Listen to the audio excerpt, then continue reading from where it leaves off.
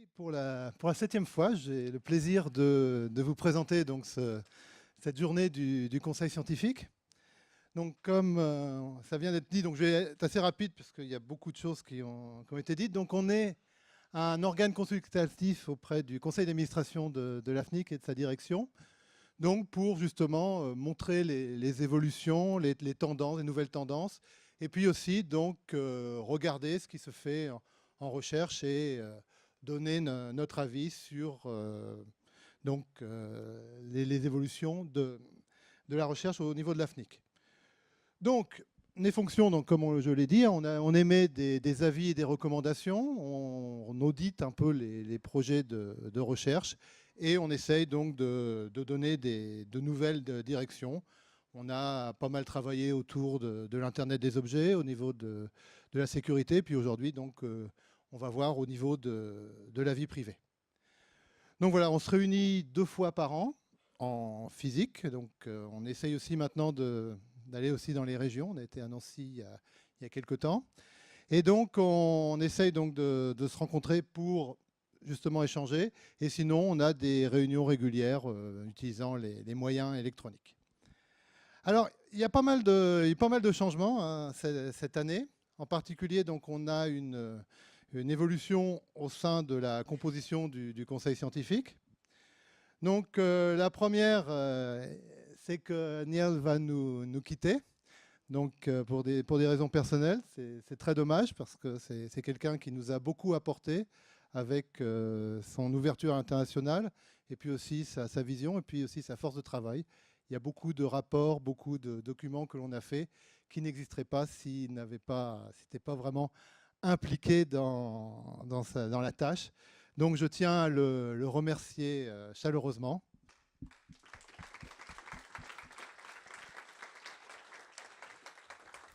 Et donc j'espère qu'on continuera à se rencontrer, donc soit au niveau des instances ou peut-être au niveau des journées du Conseil scientifique, des prochaines journées du Conseil scientifique.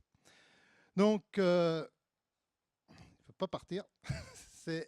Par contre, donc, nous avons de nouveaux membres qui en sont arrivés. Donc, quelqu'un donc, de l'Institut Mines Télécom, enfin de l'IMT Atlantique, donc Sandrine Vaton,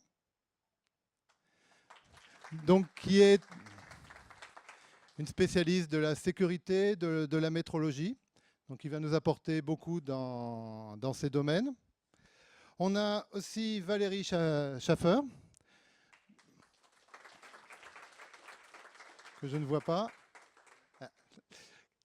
Donc, qui aussi va beaucoup nous apporter à la fois sur la vision, l'évolution des réseaux et aussi sur les aspects gouvernance, neutralité des réseaux. Nous avons Gordon Lennox, donc, qui est ex-ambassadeur Internet pour la Commission européenne et donc qui a très, très bonne vision du domaine. Et enfin, David Bizel, donc aussi spécialiste de la sécurité et fondateur d'une start-up InThread. Et sinon, on a des membres qui sont renouvelés. Donc José Arroyo, qui ne doit pas être là. Non, il n'est pas là. Donc, qui est à l'ANSSI, donc toujours aussi ces aspects sécurité. Alors, quelques vétérans hein, qui sont là depuis la première heure. Donc, Pierre Bessac. Donc, un des fondateurs pour les noms de domaine. Isabelle Crissement, donc de Télécom Nancy et du Lauréat. Donc, tout ce qui est supervision de réseau et sécurité. Franck Simon, qui n'a pas pu venir aujourd'hui, donc de France-X, donc opérateur et donc interconnexion, moi-même. Donc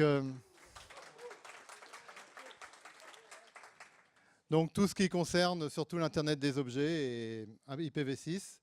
Et donc troisième, j'étais aussi un vétéran, Bernard Thuy, donc, qui est aussi un pionnier d'IPv6 et de la formation en réseau et qui a donc aussi une très, très bonne vision à l'international de tout ce qui se fait autour de l'Internet.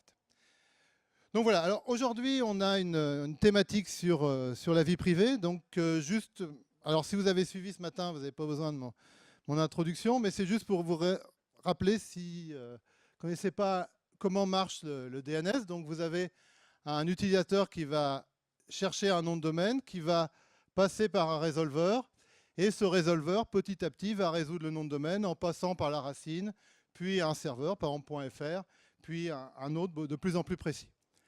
Donc ça, c'est le schéma classique, donc qui pose pas de problème, qui fonctionne bien, mais quand même, quand on regarde au niveau de la vie privée, il y a quelques problèmes. D'abord, les données apparaissent en clair, donc si vous pouvez écouter le réseau, eh bien, vous êtes capable de récupérer les noms de domaine, et DNSSEC ne va pas changer ça, c'est simple, DNSSEC est juste pour faire du lien au niveau de la résolution, mais les noms apparaissent toujours en clair.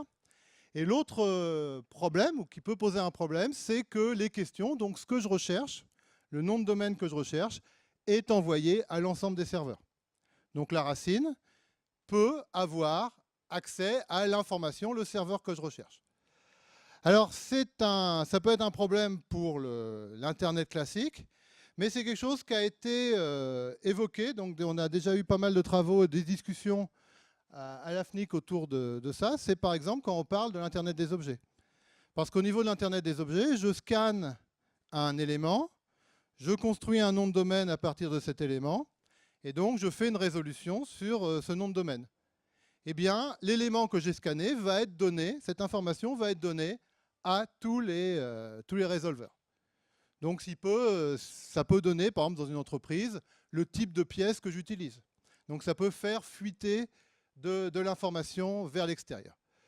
Donc l'AFNIC a déjà travaillé sur des manières de résoudre ce problème, en particulier au niveau donc, de RFID, en définissant non pas une racine unique, mais une espèce de racine circulaire.